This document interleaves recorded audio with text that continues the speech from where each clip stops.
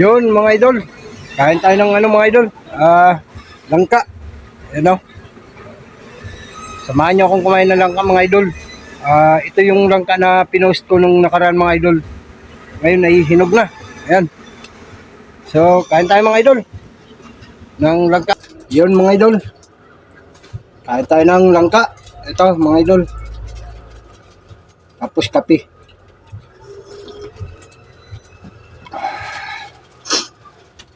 Ito pa mga idol.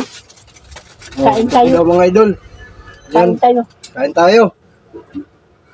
Kain tayo mga idol. Si mama doon kumain mga idol sa loob. Ba't ang lamig? Kasi gugulayin sana namin mga idol. Kaya kinuha ko. Pagtadtad ko, hinog. Sultik ako.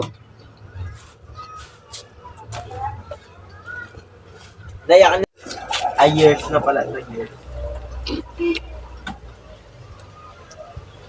Sa Bisaya mga idol, sa bundok ng lola ko, ang dami naming ano doon mga idol, daming tanim ni Yumaong Erpat doon ng mga langka, binya, tapos yung mga buko, manawa kayo mga idol grabe naman.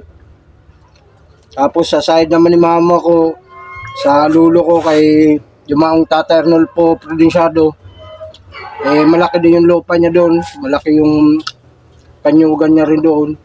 Pag gusto namin na maghanap din na langka, bayabas, buko, at yung ano-ano pa, mga abukado. Sawa din kami mga idol. Ang mga ganitong prutas. Butas-butas.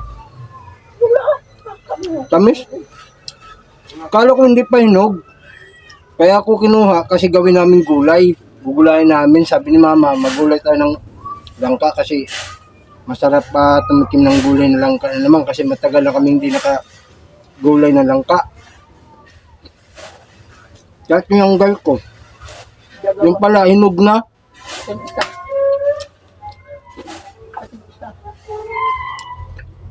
Hindi, isa na. Papalang.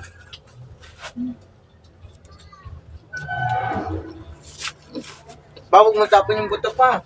Ay, lalagayin. Sayang, tinapong yung buto. Baka ilang piraso pa lang naman yun.